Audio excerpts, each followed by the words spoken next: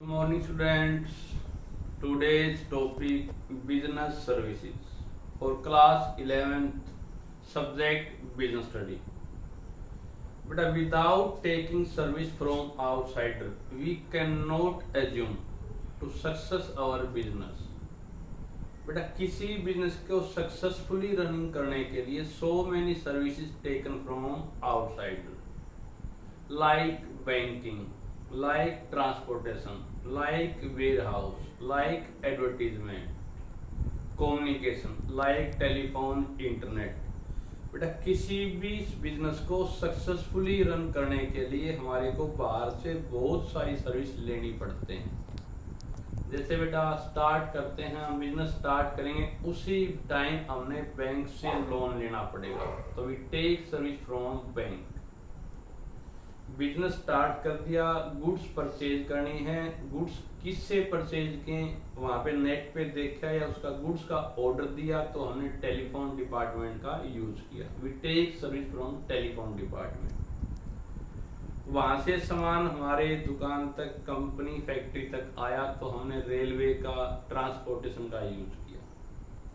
Without transportation we can not receive our goods from the another place. तो बेटा transportation का भी use किया बेटा। अब वो सामान जो लेके हम एकदम आए हैं, वो एट द स्पॉट सारा सामान एक साथ नहीं सेल होता, तो वो सामान हमारा सेफ रहे, उसके लिए हमने गोदाम में वो सामान रख लिया, तो वेयर हाउस का हमने यूज किया। फिर वो हमने गुड्स बेचने के लिए लोगों को हमने अपने प्रोडक्ट के बारे में जानकारी देने के लिए एडवर्टीजमेंट की, तो हमने एडवर्टीजमेंट सर्विस ली बेटा। बैंकिंग, फिर उसके बाद सामान हमारा बिक गया, वहां से लोगों से अपनी पेमेंट लेने के लिए उन्हें चेक से हमारे को पेमेंट कर दी, तो फिर दोबारा से हमने बैंकिंग की सर्विस ली। तो बेटा with say run a successful run of business, we need different type of service like banking, insurance, transportation, godown, warehouse, communication। तो आज का टॉपिक हमारा क्या रहेगा बेटा?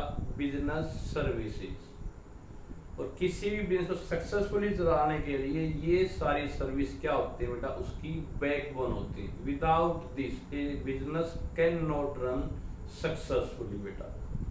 So we can say business service या that type of service is the backbone of a business. किस किस टाइप की सर्विस बेटा? जैसे टाइप्स ऑफ बिजनेस सर्विस कौन कौन सी होती है बेटा?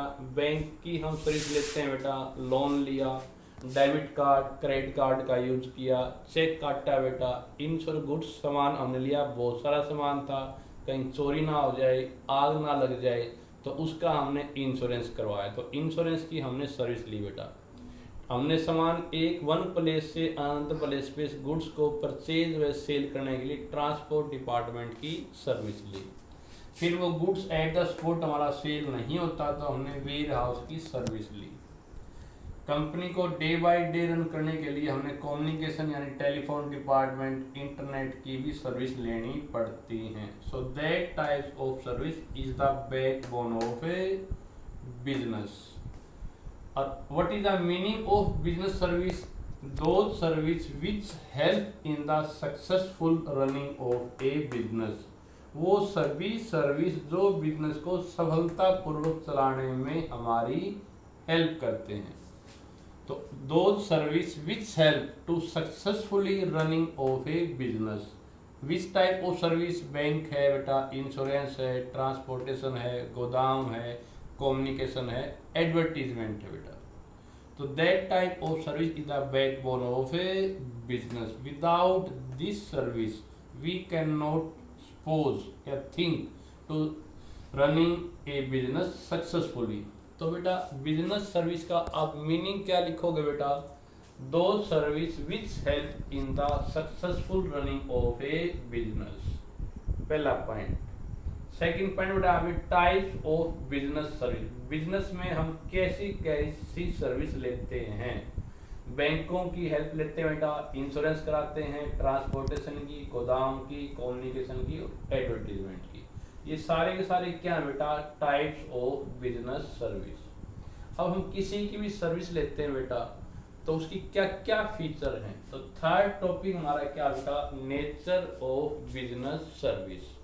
फर्स्ट मैंने करवा दिया मीनिंग बेटा, सेकंड मैंने करवा दिया types of business service, third topic हमारा क्या बेटा, nature of business service. Business की जो सर्विस है वो किस नेचर की होती है बेटा। एक तो क्या बेटा, फर्स्ट फीचर क्या बेटा या नेचर क्या है, इंटेंजिबिलिटी बेटा, यानी कोई भी any service can not be touch, seen and smell, only feel. कोई भी सर्विस हम लेते हैं तो ना तो हम देख टच कर सकते हैं, ना देख सकते हैं और ना ही सुन सकते हैं, केवल फील कर सकते हैं। जैसे बेटा बैंक की बिल्डिंग है, उसको हम देख सकते हैं, टच कर सकते हैं, लेकिन बैंक से जो हमने सर्विस ली उसको हम देख नहीं सकते, उसको केवल महसूस किया जा सकता है। तो business service is intangible. Second क्या बेटा, कोई भी सर्विस होती है बेटा वो क्या होती है बेटा, हेट्रोजेनिटी, यानी कि नॉट इक्वल नहीं होती।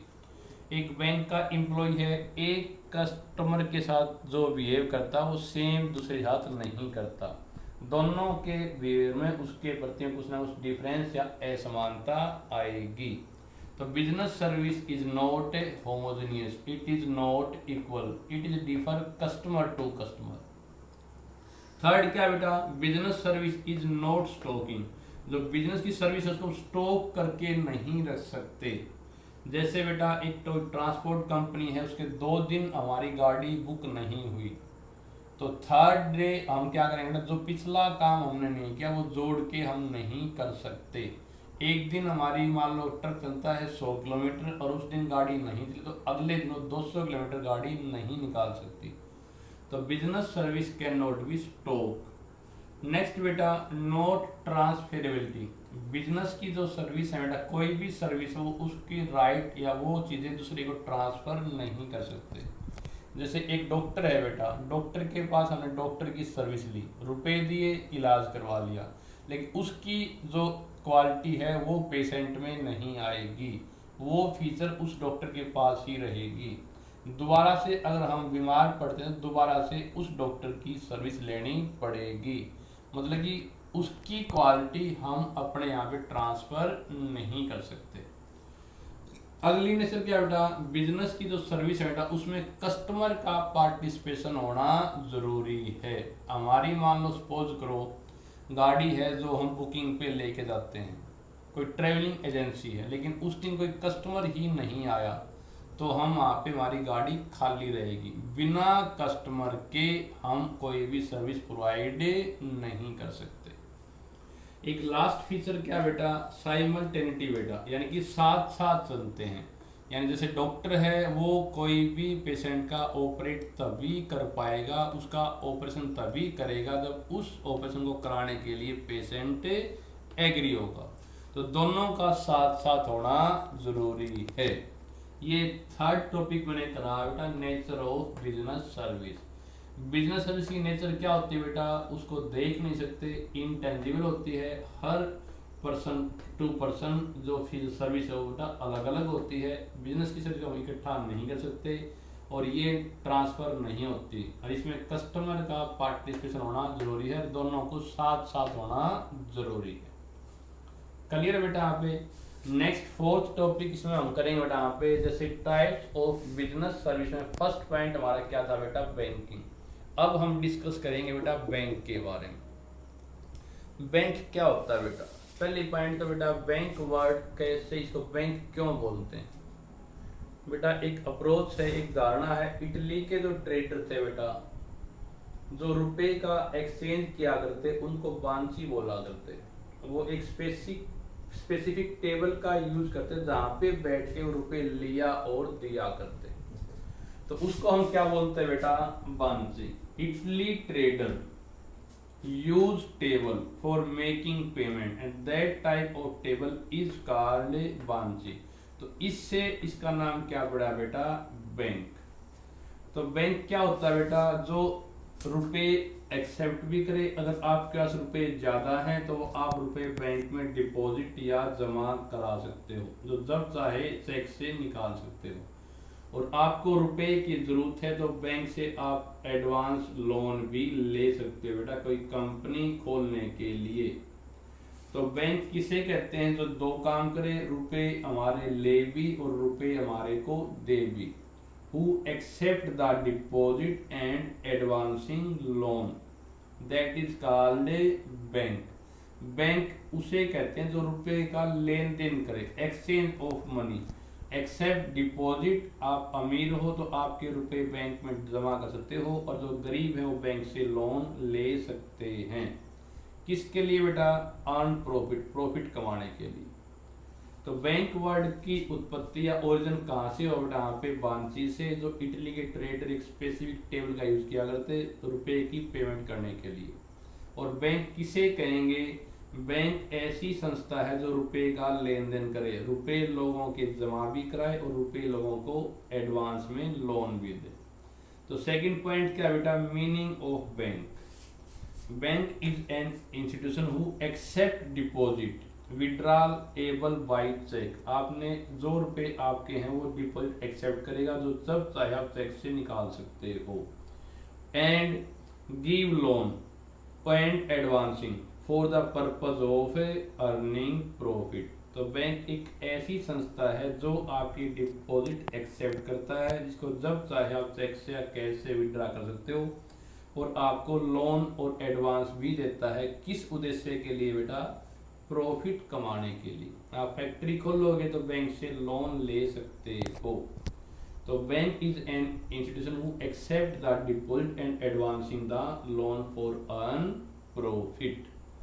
अब बैंक के फंक्शन क्या है बेटा? मीनिंग मैंने करा दिया, अब है बेटा बैंक के फंक्शन।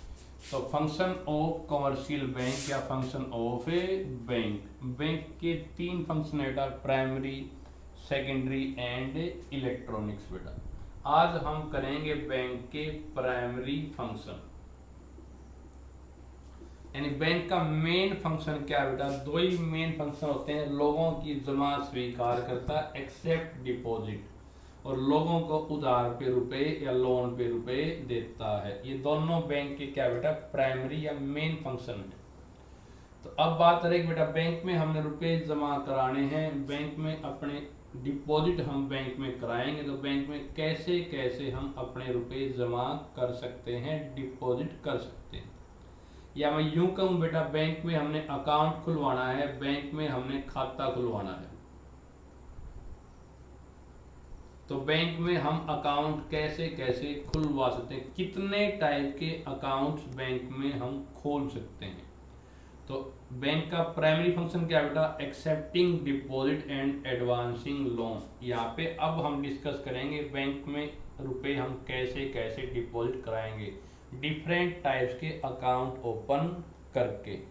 तो बैंक का main primary function first part क्या बेटा? यहाँ पे एक्सेप्टिंग डिपॉजिट, लोगों की डिपॉजिट एक्सेप्ट करता है। तो बैंक में हम कितने कितने प्रकार के अकाउंट खोल के अपनी डिपॉजिट अमाउंट कर सकते हैं।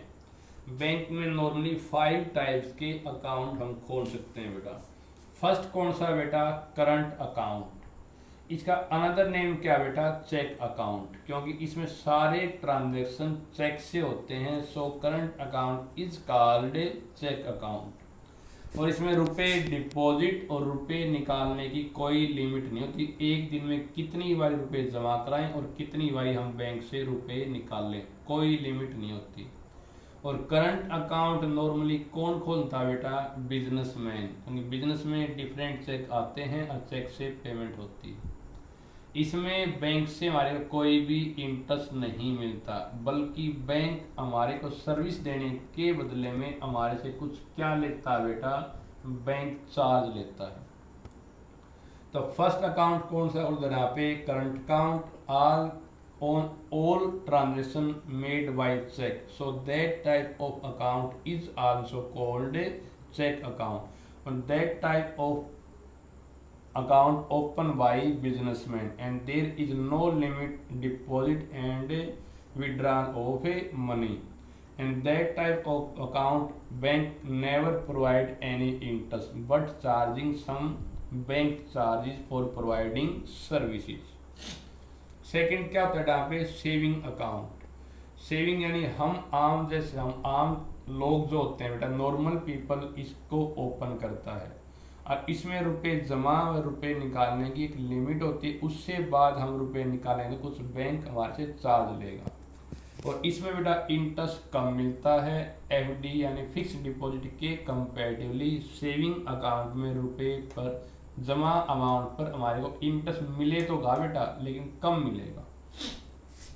तीसरा अकाउंट हम कौन सा खोल सकते हैं यहाँ पे, रिकरिंग डिपॉजिट। रिकरिंग डिपॉजिट को हम शॉर्ट फॉर्म में बोलेंगे आरडी बेटा।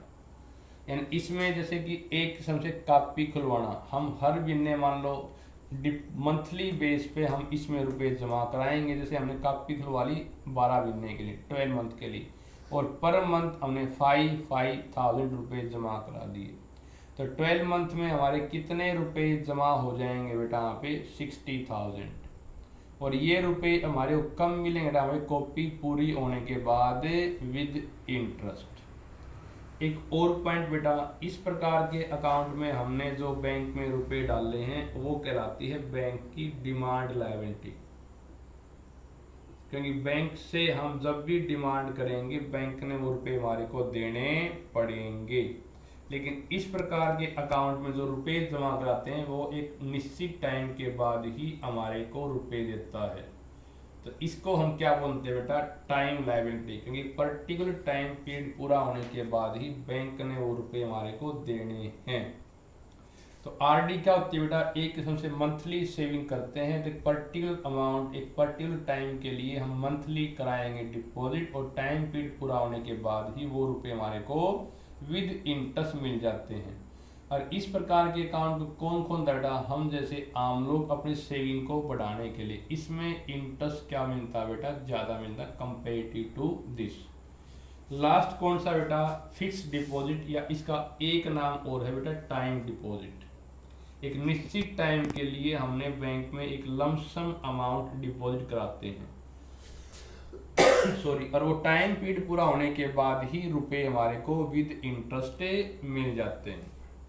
तो इसमें बेटा money deposit for a fix period and after completing fix period amount received from the bank. जैसे बेटा बैंक में हमने 5 लाख की एफडी करवा ली और वो निश्चित टाइम पीरियड पूरा होने के बाद ही रुपए हमारे को डबल होके मिल जाते हैं। इसमें सबसे अधिक इंटरेस्ट मिलता है। जो बैंक में रुपए जमा कराए बेटा, उसके बदले में हमारे को एक रसीद मिलती है बेटा, और वो रसीद किसी दूसरे को ट्रांसफ़र नहीं कर सकते। अब आप कहोगे जी अगर हमारे समय से पहले अगर रुपए की नीड है तो हम बैंक से हम उस एफडी को तुड़वा लेंगे, मतलब कि बैंक कुछ इंटरेस्ट काट के बाकी रुपए हमारे को देगा अगर हमें टाइम से पहले रुपए की ज़रूरत है तो। एफडी तुड़वा लेते हैं बेटा, उसको एफडी तुड़वाना बोलते हैं। लास्ट क्या बेटा, मल्टी ऑप्शन डिपॉजिट अकाउंट। आपने ये नोट किया बेटा, इसमें सेविंग अकाउंट में इंटरेस्ट कम मिलता है, लेकिन जब चाहे रुपए डाल सकते हैं, जब चाहे रुपए निकाल सकते हैं। और एफडी में हम एक पर्टिकुलर अमाउंट डालते हैं, लेकिन इसमें इंटरेस्ट हमारे को क्या मिलता है, सबसे ज़्यादा मिलता है। अब हमने मल्टी ऑप्शन डिपॉजिट अकाउंट में क्या होता है, हमने बैंक में खोल दिया सेविंग अकाउंट और हमने बैंक वाले कहा जब भी मेरे बैंक में रुपए 5 लाख से ऊपर हो जाए तो उसकी ऑटोमेटिकली तो आप क्या कर देना बेटा, सेविंग कर एफडी कर देना। बाई चांस कभी मेरे बैंक में रुपए हो गए 6 लाख डिपॉजिट, तो कितने फालतू हो गए बेटा यहाँ पे 1 लाख, तो बैंक ऑटोमेटिकली 1 लाख की मेरी क्या कर देगा बेटा, एफडी कर देगा।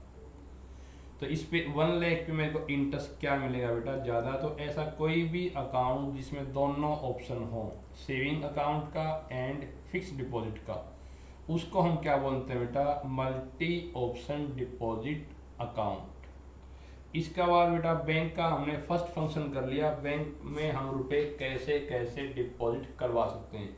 करंट अकाउंट खोल के, इसका दूसरा नाम क्या बेटा, चेक अकाउंट। सेविंग अकाउंट खोल के ये जो हमने बैंक में रुपए डाले तो वो बैंक से के लिए डिमांड लायबिलिटी कहलाती है, क्योंकि any time we can demand our amount बेटा।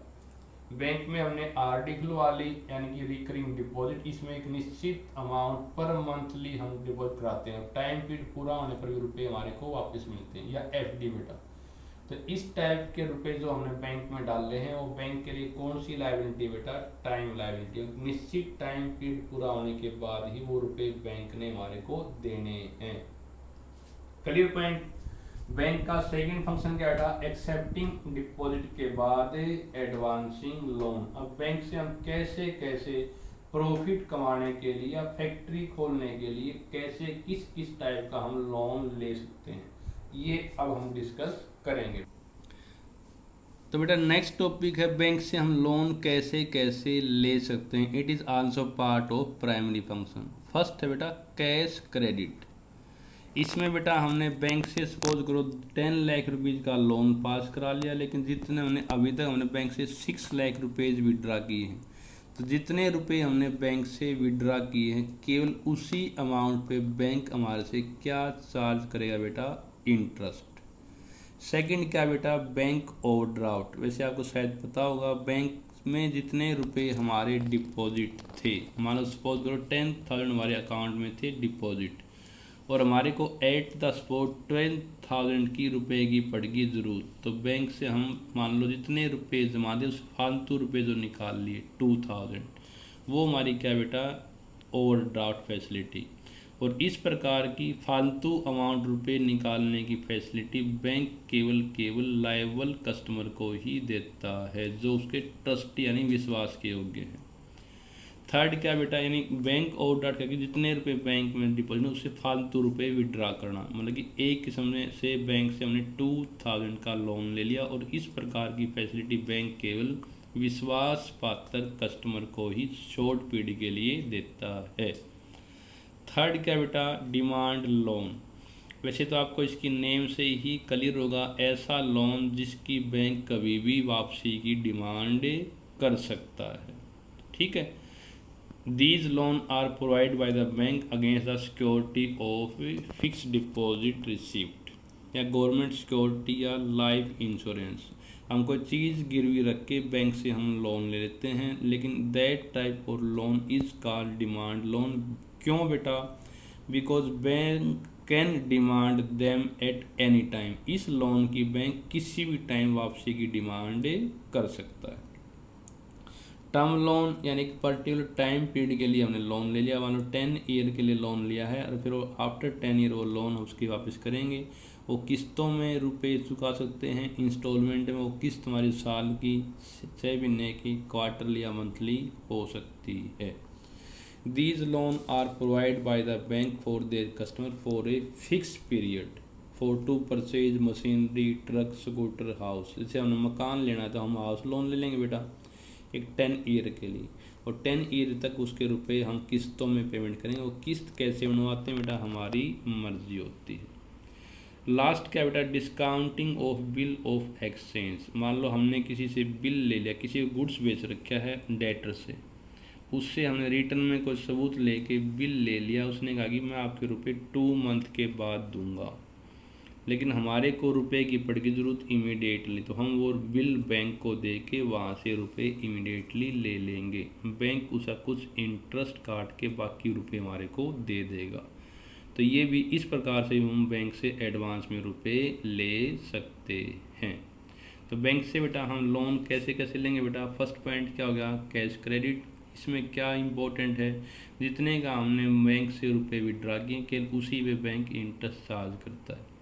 बैंक ओवरड्राफ्ट की फैसिलिटी विश्वास पात्र कस्टमर को बैंक देता है। जितने रुपए बैंक में डिपॉजिट उससे जो फालतू हमने विड्रा कर ली वो बैंक ओवरड्राफ्ट होता है, और ये शॉर्ट पीरियड के लिए होता है बेटा। डिमांड लोन ऐसा लोन जो बैंक किसी भी टाइम वापसी की डिमांड कर सकता है। टर्म लोन जो एक पर्टिकुलर टाइम पीरियड के लिए होता है, फिर उसकी पेमेंट हम किस्तों में चुकाते हैं। वो किस्त कैसे हो अपने ऊपर डिपेंड करता है।